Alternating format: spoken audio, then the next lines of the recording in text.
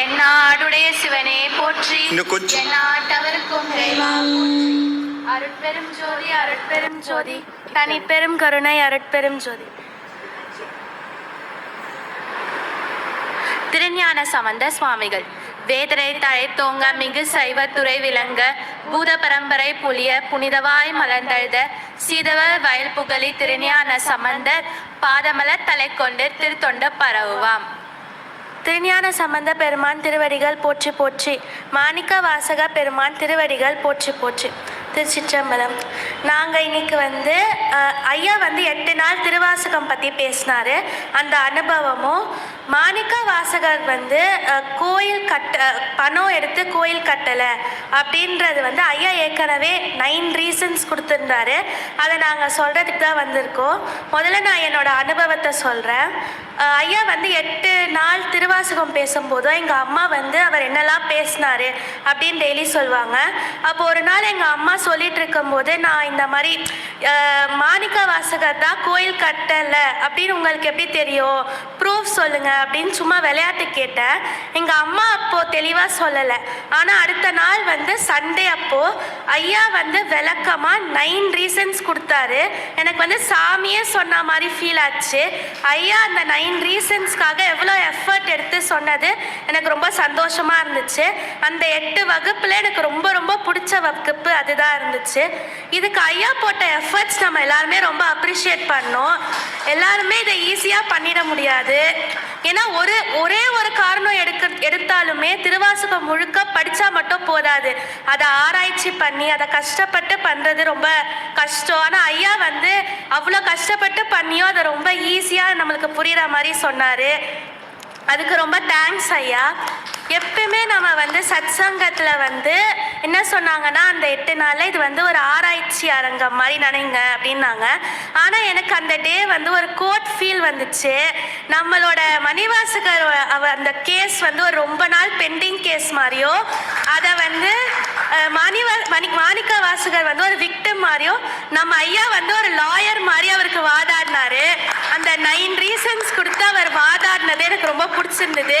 அது நம்ம சாமி முன்னாடி நம்மளோட சொக்கநாதர் தான் நம்மளோட எல்லாரோட ஜட்ஜோ, அவர் முன்னாடியே அதை சொன்னது எனக்கு ரொம்ப ரொம்ப சந்தோஷமா இருந்துச்சு. அந்த பெண்டிங் கேஸ் கட்சியில் நம்ம சால்வ் பண்ணிட்டோம். இத்தனை நாள் மிஸ்டியாக இருந்துச்சு. அவர் கோயில் பணத்தை எடுத்தாரான்னு கேட்கும்போது அவர் கோயில் கட்டலை அப்படின்னு ஐயா சொன்னது ரொம்ப ரொம்ப சந்தோஷமா இருந்துச்சு. இப்போ நான் அதோட ரீசன்ஸ்லாம் சொல்கிறேன். மாணிக்க வாசகர் திருப்பெருந்துறை கோயிலை கட்டலை அப்படின்றதுக்கான ரீசன்ஸ் ஐயா சொன்னது தான். ஃபஸ்ட்டு மாணிக்க வாசகரோட மனநிலை. அவர் நம்ம திருவாசகம் படிக்கும் போதே தெரியும், நீத்தல் விண்ணப்பம் திருச்சதகம்லலாம் அவர் எப்போ சாமி வருவார், சிவபெருமான் எப்போ என்னை அழைச்சிட்டு போவார் அப்படின்னு இருந்தார். அப்போ எப்படி அவர் கோயில் கட்டியிருப்பார். கோயில் கட்டுறதுக்கு காசு மட்டும் எடுத்தால் போதாது. நம்மளுக்கு இப்போ கட்டுறதுக்கே கார்பெண்டர், பிளம்பரு, அந்த கல் எல்லாமே தெரியணும். அப்போ அந்த காலத்தில் அவர் அதெல்லாம் தேடி போய் கட்டிட்டு இருப்பாரா, இல்லை சிவபெருமான் வருவாரான்னு இருந்திருப்பாரா? ஸோ கண்டிப்பாக அவர் கட்டியிருக்க வாய்ப்பே கிடையாது. இன்னொன்று என்னதுன்னா பல கோயில்களுக்கு மாணிக்க வாசகர் போயிருக்காரு. அப்போ அவர் எக்ஸாம்பிளுக்கு மதுரைக்கு போயிருக்காரு, உத்தர கோசமங்கையெல்லாம் போயிருக்காரு. அவர் ஏன் அப்போ ஆகமத்தோட கட்டலை? திருப்பெருந்துறை கோயிலில் நந்தி இருக்காது, பலிப்பீடம் இல்லை, அதுக்கப்புறம் கொடிமரம் இல்லை. அப்போ அது சிவபெருமான் கோயில் கிடையாது, அது மாணிக்க வாசகரோட கோயில் தானே. திருப்பெருந்துறை கோயிலில் உற்சவம், அதுக்கப்புறம் புறப்பாடு எல்லாமே மாணிக்க வாசகர் தான் நடக்கும், சிவபெருமானுக்கு நடக்காது. அப்போ அது மாணிக்க வாசகரோட கோயில் தான், சிவபெருமானோட கோயில் கிடையாது. சிவபெருமானோட கோயில்னே நம்ம எடுத்துப்போம், நம்ம அந்த மாதிரி அசம்ஷன் பண்ணிக்கலாம். அப்போ ஏன் திருஞான சம்பந்தர், அப்பர் சுந்தரர்லாம் அங்கே தேவாரம் பாடலை, அப்பயும் அவங்க அந்த பதிகம்லாம் பாடலை. ஏன்னா அவங்களுக்கு தெரியும் அது மாணிக்க வாசகரோட கோயில் தான். இதுலேயே நம்மளுக்கு ப்ரூவ் ஆயிடுச்சு அது மாணிக்க வாசக பெருமானோட கோயில்னு. மாணிக்க வாசகரையே அவருக்கே அவர் கோயில் கட்டிக்கணும், அவர் கண்டிப்பா கட்டியிருக்க மாட்டார். அப்ப கண்டிப்பா பாண்டியன் தான் அவருக்கு கட்டியிருப்பாரு.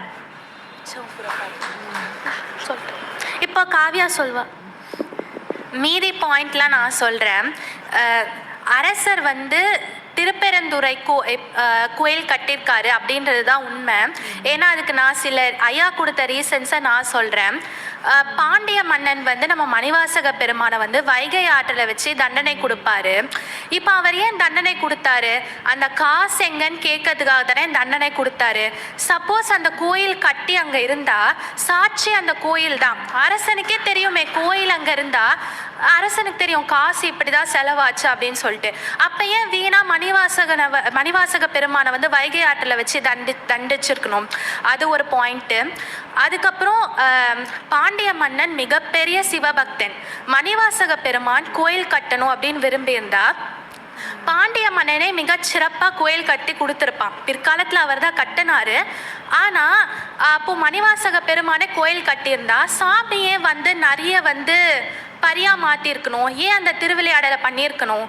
அவர் ஏன் அதை பண்ணார்னா, மாணிக்கவாசக பெருமானுக்கு கொடுத்த பணத்தை அவர் கூட இருந்த அதிகாரிகள் தான் நரிமாடி நடிச்சு அதை கொள்ளையடிச்சிருக்காரு.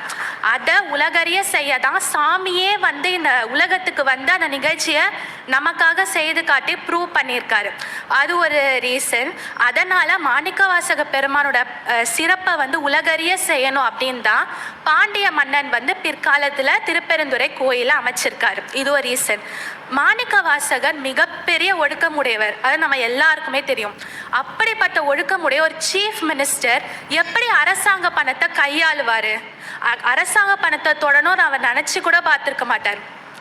அப்படிப்பட்ட மணிவாசகர் அரசாங்க பணத்தை கண்டிப்பா எடுத்திருக்கவே மாட்டாரு. கண்டிப்பா எடுத்து திருப்பெருந்துறை கோயிலை கட்டியிருக்கவும் மாட்டார். அதனால மணிவாசக பெருமான் திருப்பெருந்துறை கோயிலை கட்டவே இல்லை. அடுத்த ரீசன் என்னதுன்னா, திருவாசகத்துல மணிவாசக பெருமான் எண்ணற்ற அவரோட வாழ்க்கை அனுபவங்கள் எல்லாம் குறிப்பிட்டிருக்காரு. அவர் நிறைய கோயிலுக்கு போனது, சாமி எப்படி அவருக்கு அருள் கொடுத்தது, அதெல்லாம் நிறைய சொல்லியிருக்காரு. ஆனா திருப்பெருந்துறை கோயிலை கட்டினதை பத்தி அவர் எந்த மென்ஷனுமே பண்ணல. அவர் வந்து கண்டிப்பா குறிப்பிட்டிருக்கலாம், அவர் அந்த கோயிலை கட்டி இருந்தா. அவர் அந்த கோயிலை கட்டவே இல்லையே, அப்ப எப்படி அவர் குறிப்பிட்டிருப்பாரு? அதனால நம்ம ஐயா வந்து சொன்ன ஆய்வுல நமக்கு என்ன புரியுதுன்னா, கண்டிப்பா மணிவாசக பெருமான் திருப்பெருந்துறை கோயிலை கட்டவே இல்லை. திருப்பெருந்துறை கோயிலை கட்டினது பாண்டிய மன்னன் தான். இப்போ என்னோட பர்சனல் அனுபவத்தை நான் சொல்கிறேன். நம்ம ஐயாவோட திருவாசக வரலாற்று முறை வந்து அப்படியே மணிவாசக பெருமானோட ட்ராவல் ஆகிற மாதிரி நமக்கு ஒரு ஃபீல் இருக்கும். ஒரு பாட்டு படிக்கும் போதும் நம்மளும் அவர் கூட போகிற மாதிரியே ஒரு ஃபீல் இருக்கும். நான் ஐயாவோட இந்த 8 நாள் ஆய்வகத்துக்கு வந்ததுக்கு அப்புறம் தான் வீட்டுக்கு போயிட்டு வரலாற்று முறை புக்கை படித்தேன். அதுக்கு முன்னாடி படிக்க டைம் படிக்கல. அதுக்கப்புறம் படிக்கும்போது தான் மணிவாசக பெருமானோடைய ட்ராவல் ஆகிட்டு இருக்க மாதிரி ஒரு ஃபீல் கிடைச்சிது. அது ஒன்று. ரெண்டாவது வந்து நான் படிக்கும்போது ஃபீல் பண்ணேன், நம்ம சேக்கிழார் பெருமான் தான் 63 நாயன்மார்கள் பற்றியும் வந்து சொல்லியிருக்காரு. அவர் சொல்லலாம் நமக்கு 63 நாயன்மார்கள் பற்றியே தெரிஞ்சிருக்காது. 63 நாயன்மார்கள் பற்றி சொன்ன சேக்கிழார் ஏன் மணிவாசகரை மட்டும் விட்டுட்டாரு? அப்போது நம்ம ஐயா கண்டிப்பாக மணிவாசகர் பற்றி எழுதுவார் அப்படின்னு சேக்கிழார் அப்பயே நினச்சிருப்பாரோ அப்படின்னு நான் யோசித்தேன். அந்த நிறைவு நாளில் வந்து நம்ம மணிவாசகம் ஐயாவும் நன்றி உரையில் வந்து அதை சொன்னார். 21ஆம் நூற்றாண்டில் நம்ம ஐயா வந்து அதை பண்ணிடுவார் அப்படின்னு சேக்கிழார் அன்றைக்கே யோசிச்சாருன்னு சொன்னார். அது அப்படியே நான் யோசித்ததுக்கு கனெக்ட் ஆச்சு. மூணாவது வந்து அன்றைக்கி நிறைவு நாள் யாத்திரை பற்றிலாம் ஐயா விளக்கம் சொன்னதுக்கு அப்புறமா நான் அச்சோபதிகம் எல்லாரும் சேர்ந்து பாடணும். அப்புறம் நம்ம மணிவாசகம் ஐயா வந்து சாமிக்கு வந்து தீவார்த்தனை பண்ணார் எல்லாருமே சேர்ந்து. அப்போ வந்து ஒரு வைப்ரேஷனே ஒரு வேற மாதிரி ஒரு ஃபீல் கொடுத்துச்சு. ஸோ அது கொடுத்த இந்த சத் சங்கத்துக்கும் இந்த வரலாற்று முறையை படைச்ச ஐயாக்கும் கோடான கோடி நன்றிகள் நாங்கள் எல்லார் மூலமா சொல்லிக்கிறோம். ரொம்ப ரொம்ப ரொம்ப ரொம்ப நன்றி ஐயா. கமல விநாயகர் சத் சங்கத்துக்கு ரொம்ப நாங்கள் நன்றி சொல்லிக்கிறோம். ரொம்ப தேங்க்ஸ். திருச்சிற்றம்பலம்.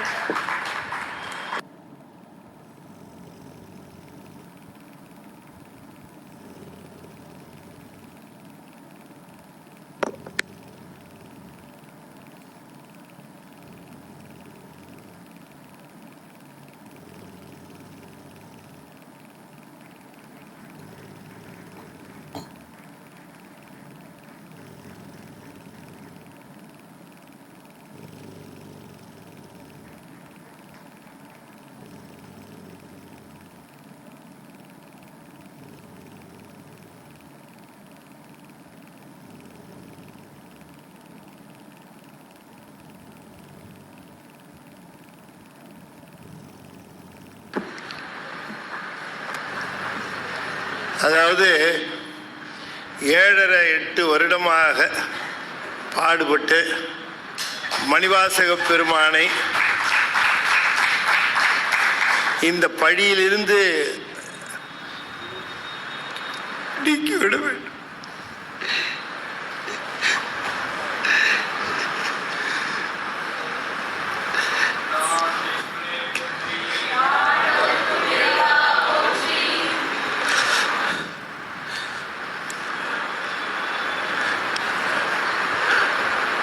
பெரும் ஒழுக்க சீலராக சிவனேய செல்வராக இருந்த பெருமான் மேல் இப்படிப்பட்ட ஒரு அபாண்டம் சுமத்த பெற்று இது கருத்துக்கு ஒவ்வாததாக இருக்கிறதே, பெருமானை பற்றி இப்படி சொல்லலாமா என்று இந்த மாசை களைவதற்கு என்ன வழி என்று 7.5 வருடமாக அடியேன் பெருமானுடைய பெருங்கருணையினாலே, சொக்கநாத பெருமானுடைய பெருங்கருணையினாலே செய்த ஆய்வின் பயன் இன்றைய தினம் கிடைத்து விட்டது.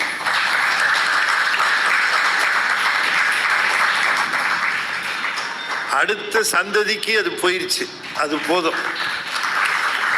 இன்னைக்கு காவியாவும் லயாவும் பேசுறத கேட்கிற பொழுது அடியேனுடைய உள்ள கருத்து என்ன, இது அடுத்த ஜெனரேஷனுக்கு, இந்த ஜெனரேஷனில் நிறைய பேரை மாற்ற முடியுமான்னு எனக்கு தெரில.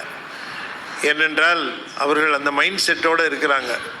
கொஞ்சம் பேரை சொன்னால் அவர்களுக்கு தெரியும், பரவி கொண்டு தான் இருக்கிறது. ஆனால் அடுத்த ஜெனரேஷனுக்கு அது போக வேண்டும். அதற்கு இந்த அற்புதமான ஞான குழந்தைகள் சான்றாக விளங்குகிறார்கள். மிகச்சிறப்பாக பாருங்கள், கையில் எந்த குறிப்பும் இல்லை.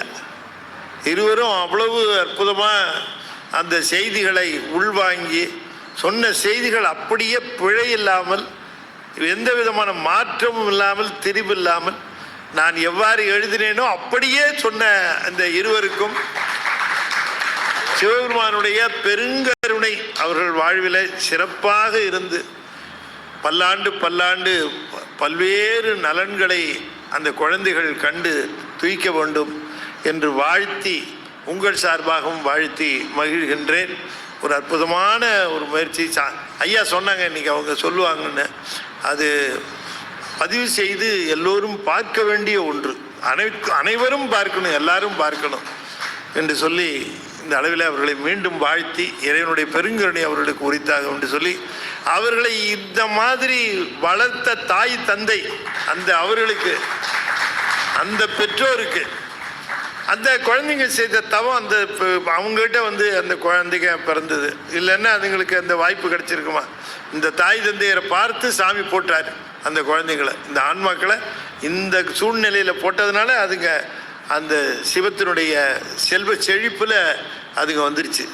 சிவத்தினுடைய செல்வ செழிப்பில் வந்தது காரணம் தாயும் தந்தை. பெரிய தவம் அந்த தவம் என்று சொல்லி அவர்களை வாழ்த்தி இந்த அளவிலே நாம் நிறைவு செய்கின்றோம். சுந்தரர் தேவாரம் மிக விரைவாக போய்கொண்டிருக்கிறது. துகளறு போதம் சித்தாந்த நூல் சிறப்பான நூல், இதுவும் விரைவாக போய்கொண்டிருக்கிறது. வேண்டும் என்கிறவர்கள் பெற்றுக்கொள்ளலாம் என்று சொல்லி இந்த அளவில் நிறைவு செய்து மீண்டும் அடுத்த வாரம் வியாழக்கிழமை நாம் சந்திப்போம் என்று சொல்லி இந்த அளவில் நிறைவு செய்யும் முகமாக 5 எழுத்து 5 முறை ஓதுவேன். நண்பர்கள் தொடர்ந்து ஓத வேண்டும் என்று திருவடி பணிந்து வேண்டிக் கொள்கின்றேன்.